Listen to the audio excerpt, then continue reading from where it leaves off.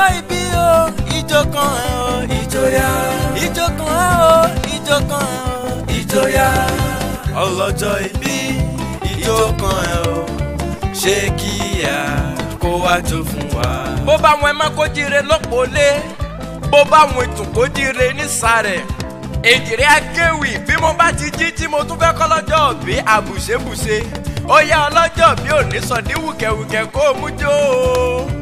èjìrè mo délé agbára mo tún fẹ́ gbóhùn sáfẹ́fẹ́ torí ẹni re èèyàn yìí arẹwà ayadọ̀kí olóye tí ń ṣayẹyẹ ọjọ́ bí òní mo fẹ́ kẹ́ni re kó ayẹyẹ orí kádùn jọjọ. ṣébílẹ̀ ni mo wà tí wọ́n ti gbá mi láago Dr. Matthew Babalọ́lá àwọn ni wọ́n pè mí wọ́n lé jìrẹ́ òyìnlá ó yá kọrí sílé agbára kí n lọ rè káyà wọn tí ń ṣayẹyẹ ọjọ́ òbí ń ló gbé mi délé agbára tí mo ní kí n wá kọrin. ìyá àbèjì ẹni mi èèyàn mi ẹni dáadáa Olúbùkọ́lá Olúwatóyìn aya Babalọ́lá ní ṣayẹyẹ ọjọ́ òbí ń ló gbé mi délé agbára. aya Matthew Babalọ́lá ìyá àbèjì ó yá máa gbóhùn ẹnu mi ẹ kú ayẹyẹ orí kádùn borí jẹ́ kẹ́ ẹ pẹ́ láyé kẹsẹ̀ mi. bọ́dún bá ti dé pèrègùn á máa dá sọ tuntun. ìyá àbèjì Olúbùkọ́lá Olúwatóyìn ó yá máa gbọ́ mi kò sí nǹkan kan bó o ti sọdún èyí ó sẹ̀mí sí ni òní kánjú kú òní kánjú rè wálé àṣà. àmọ́ lóló àmọ́ lẹ́wà dọ̀kí mójú lọ sọ́jà òjèrè ó ra rẹwà mú wálé. ìyá àbèjì ó yá máa gbóhùn ẹnu mi mo fẹ́ perí bàbá tó bí ọlọ́mọ gangan. tó bá ṣe bíi ti kájó kò sẹ́ni tó lè pàyà àbèjì Olúwatóyìn láyò rárá. bó bá lè bóyin músẹ́ èjì á máa ṣáná lẹ́nu. ìyá àbèjì máa gbóhùn ẹnu mi. ìyá àbèjì máa gbọ́ bí mo ti ń pè ọ́ bí mo ti ń kí ọ́ bí mo ti ń kí ọ́ ní gbèjègbèjọ mo fẹ́ délé bàbá tó bí ọlọ́mọ ni.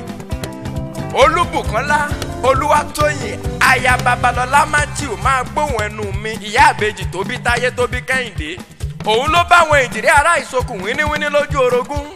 ṣe bẹ́yìn gan lè jìwọ̀rọ̀ lójú ìyá òbẹ́kìsì bẹ́kẹ́sẹ́ tó fẹsẹ̀ méjèèjì bẹ́ sílé alákìsà tó sálákìsà tó nígbà sọ. bùnmi kí n bá ọ̀rẹ́ lé kìmí kí n padà lẹ́yìn rẹ̀. èjìrẹ́ mo ní mo yà lọ́dọ̀ yín mo ní kí n kí yín.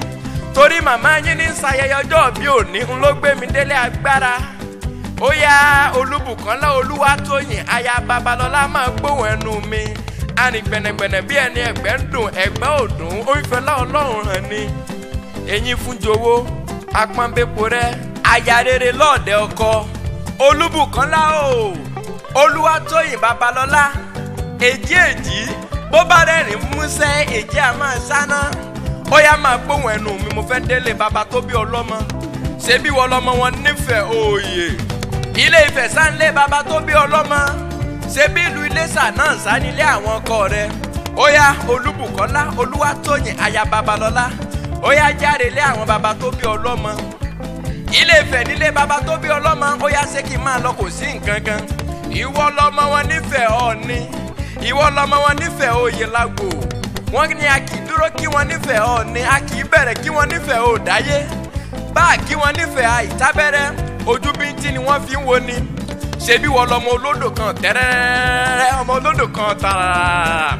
wọ́n lọ́sàn wéréke ọ̀sán wéréke ó dé ìkùlé Adéláwẹ̀ ó dòkun ó dé ìkùlé Ọ̀sìnlẹ̀ ó dàbàtà. wọ́n lásà kẹ́kẹ́ ò gbọ́dọ̀ bù mú àkàbàjà wọn ò gbọ́dọ̀ bù wẹ̀. Olúbùkọ́lá Olúwatóyìn aya Babalọ́lá ìyá àbèjì máa gbóhùn ẹnu mi bí mo ti ń perí bàbá tó bí ọlọ́mọ.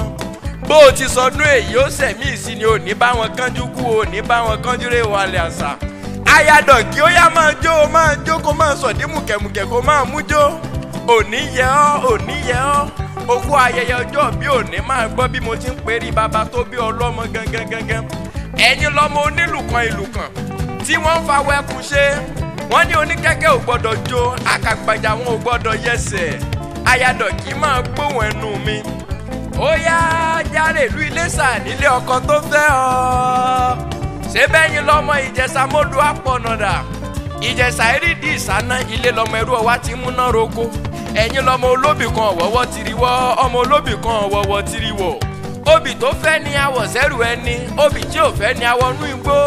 ẹranko nú igbó aró mú jẹ. Ìjẹ̀ṣà mọ́dù àpọ̀nàdà máa gbọ́ Olúbùkọ́lá Olúwatóyìn bí mo ti ń kílé ọkọ rẹ.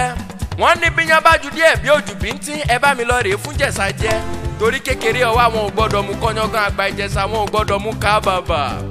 nílé ọkọ tó fẹ́ nílùú Ìjẹ̀ṣà ṣé bí wọn ni wọ́n ti ń kì wọ́n lọ́mọ wá ọmọ ẹkùn ọmọ wá ọmọ ẹkùn. Ìjẹ̀ṣà bẹ̀ ní ọmọ arápòkò bìsí Olúbùkọ́lá Olúwatóyìn aya Babalọ́lá máa gbóhùn ẹnu mi ó ti sọdún èyí ó sẹ̀mí ìsíní ilé yóò ní dàrú ọ̀nà yóò ní dàrú bẹ́ẹ̀ bá jáde lọ ẹ padà wálé ẹ ní toko òròkòtò dóko òròkòtò ìyá àbèjì ó yá máa gbọ́ bí mo ti ń perí bàbá tó bí ọlọ́mọ. wọ́n ní ọdún òmọ̀mọ̀ ní dẹ́ka máma rọ́mọ obì lórí àtẹ ọdọọdún là rórógbó ọdọọdún là ráwùsá bọ́tún bá ti dé kúkúndùkú á máa jáde. ìyá àbèjì ṣé bí bíbélì náà ló wí pé kọ́ wa ká máa kayé ọjọ́ wa ká lè máa fọkàn wa sípa ọgbọ́n. ìyá àbèjì Olúbùkọ́lá Olúwatóyìn aya Babalọ́lá ó máa dàgbà nínú ọgbọ́n Elédùmarè ni ò ní bá wọn kánjú kú. olówó orí rẹ ọkọ rẹ Dr. Babalọ́lá Matthew ló gbá mi láago tó ní kí n máa kí ọ ní gbèdégbèjọ. Happy birthday to you Èjìrè Akéwì ní pèdè ọ̀rọ̀.